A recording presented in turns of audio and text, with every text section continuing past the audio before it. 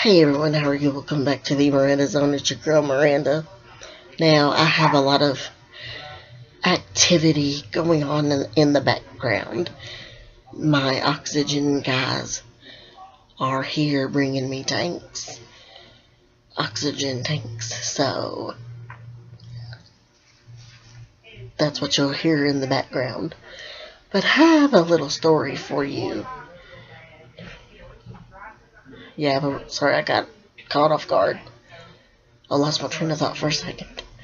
But anyways, I have a little story for you. See, my mom and I went to Mighty Dollar, and then we went to the grocery store. So we're at the grocery store shopping and stuff. And after we get done shopping, we're at the cash register, you know, paying for our stuff, gathering our stuff up. The cashier dude is putting the stuff in the bags. And I'm just sitting there waiting for my mom to hurry up. Now, you gotta know, it's pretty cold where I'm from. Winter is still here. Oh, it snowed this morning, too. But anyways, back to my other story. So, we're at the cash register. The cashier is putting this stuff in the bag, the groceries in the bag. And then, after that's all done, my mom says, Miranda, do you want to stay inside until I get all the groceries put up in the van? And I was like, no, that's okay. I'll go outside with you. So she said, are you sure? She said, I'm sure these guys will flirt with you, because there was two guys. There was the cashier dude, and there was the other dude that was helping us load the groceries up in the bag. And the dude that was putting the groceries in the bag, the groceries in the bag, done gave me a hard time. So I was pretty angry about that. See, most people, if I smile at them, they'll look at me and not smile. But they won't smile. They'll look at me with a straight face, turn their head, and then look at me again. Like, are you talking to me kind of look. Like I'm from Mars or somewhere like that. So I get treated like that, and I don't like it, because I feel like I deserve to be treated like a person, because I am a person. I'm not an alien. Just because I can't use both eyes to look at things doesn't mean that I'm not looking at you.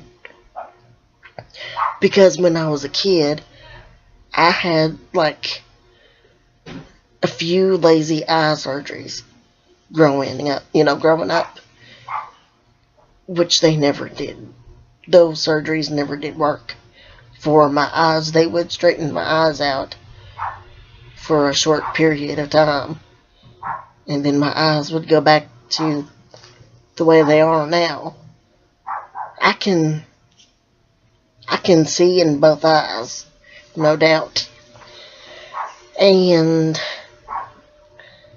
I can focus with only one eye at a time.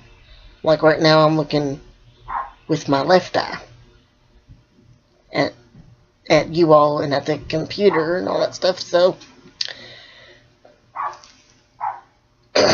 so I switch eyes every once in a while, just because I have a lazy eye.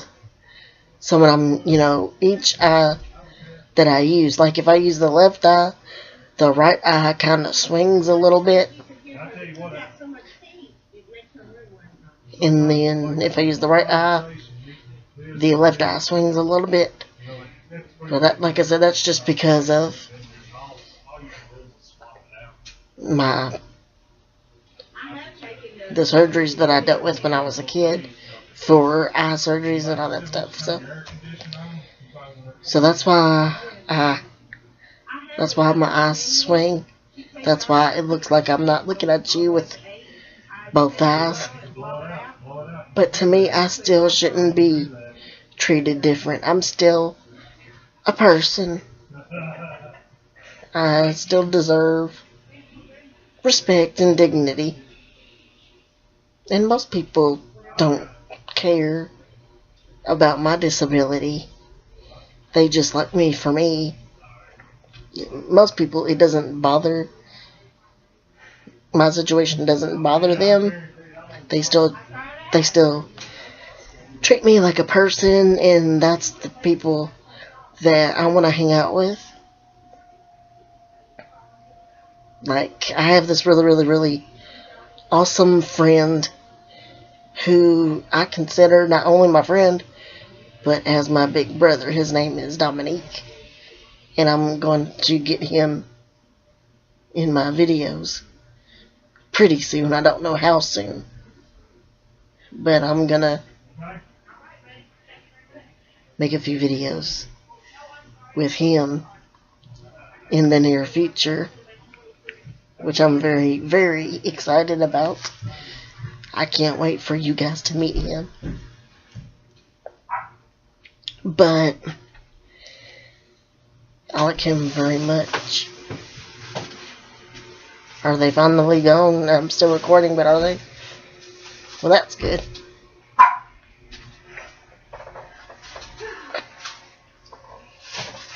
He said there's not a whole lot you can do. I can talk still. There's not a lot you can do about the condensation getting in your tubing. He said it's just the humidity is high in the wintertime. I would think it would be lower because it's so dry in here. I don't get that. But anyway. That don't make sense. It sounds backwards to me. He said we can blow it out, or he gave me a couple extra tubes. We can switch it out. But he said if possible, if you can use shorter tubing, yeah, it would help. So like if your cannula would be long enough to go from the water catcher to you, then we can drop that middle tubing. But see, during transfers and stuff, you're going to need that. But I have to move around and stuff. Well, and if it's not, that's okay. But he said if it would work, the shortest you can use, the better. Right. For the condensation purpose. Mm-hmm. He said, or just go ahead like you're doing and throw it away and put a new one on, or blow it out with the tank to dry it out on the inside and put it back on. Mm-hmm. He said, but unless she's actually getting drops in her nose, he said it's not going to hurt anything to be there. He did say, too, if we tried to pick it up off the floor, maybe at night, the part in between the machine and the water catcher can be on the floor. I've noticed that I get drops on the BiPAP, the mask thing. If I've moved it, I had to move it around a lot this morning. Did you? Yeah, and every time I move it, I get moisture, like wetness, I guess water, right here. Well, it's blowing moisture and air at the same time. Yeah. So that your lungs stay moist. So you're going to have, it's going to be a little bit more. But that makes me feel like it's going to go, and I'm going to drown or something. No, it's not. You don't have to worry about that. But you want that moisture so that you don't have such dry sinuses and stuff in the mornings. Right. So that's a good thing. But he said the part between the machine and the water catcher can be on the floor, but if we might try, he didn't know for sure if it would work, picking up the part of the tube that's between the water catcher and you, right, and putting it on the bed at night. That might cut my subscribers are learning something new. They're getting educated. It's just trial and error, and everybody's house has different amounts of humidity. Yeah. And it just, you don't know. And the flooring, there's hard flooring here and carpet in here, and it changes things. Mm-hmm.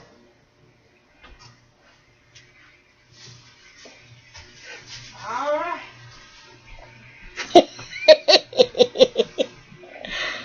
Did y'all understand all that? Y'all. I think it's funny that I don't know why, I just think it's so freaking funny. I bounce on the bed. I shouldn't bounce on the bed. Because I could break it. That sounded so bad. Oh, you made me lose my train of thought. Oh, yes. I finally got it. But, like I said, I have this really, really good friend. His name is Dominique, and he treats me like a person.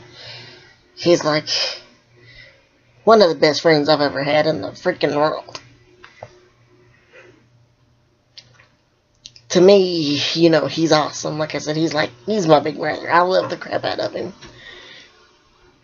He treats me like a person. He doesn't treat me like I'm an alien from another world. He knows my disabilities, and he's okay with that. He's like, he has this, I've never heard him say this, but I think he has this attitude where he's like, I don't care about your disability, I like you for you. And that's what I like about him, because he treats me well. He never does treat me bad. He's always there for me. And he's a really, really good friend. And I appreciate him very, very much.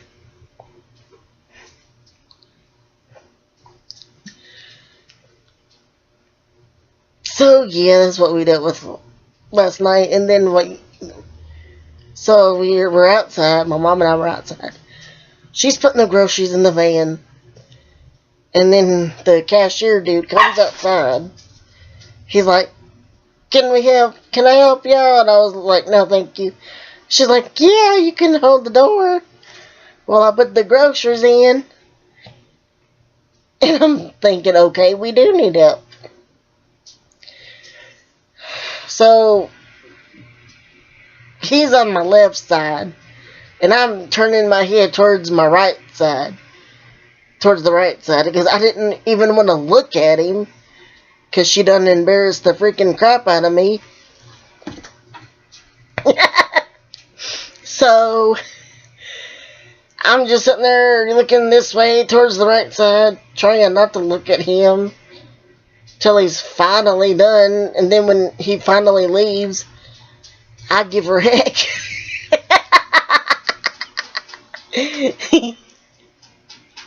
I raised heck big time. I said, don't you dare do that again. Because that embarrassed the crap out of me. I said, don't you dare do that again. They're thinking that I have a crush on them and blah, blah, blah, blah, blah. I just did not like it.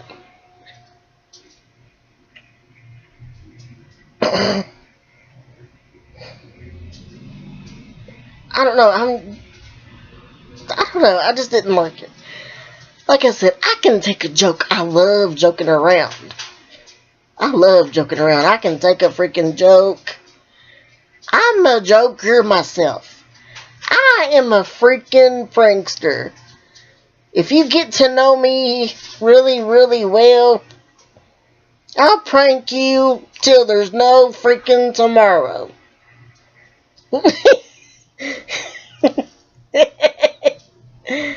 But I'll do it out of love. I won't do it out of aggravation.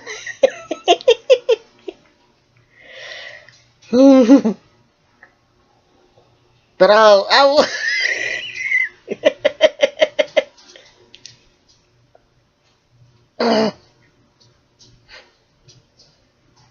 aggravate you so bad that you'll want to slap me and run. Tell you what, if anybody does slap me, they better run, because I'll take off after them. I cannot talk today.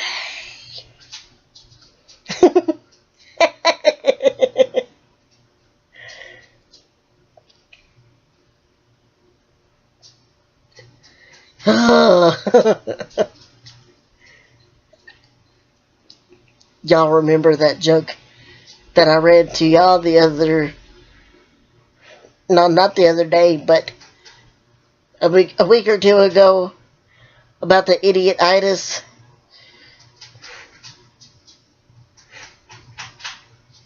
About the confusion overrides the mind. I forget what else it said, but I got a big kick out of it.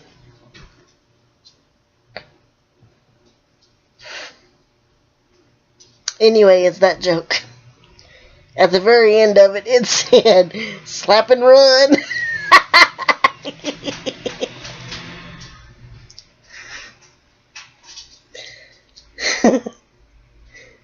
Okay, now I'm just babbling and giggling for no freaking reason. That's what girls do. we think of something stupid and then we just start giggling real stupid.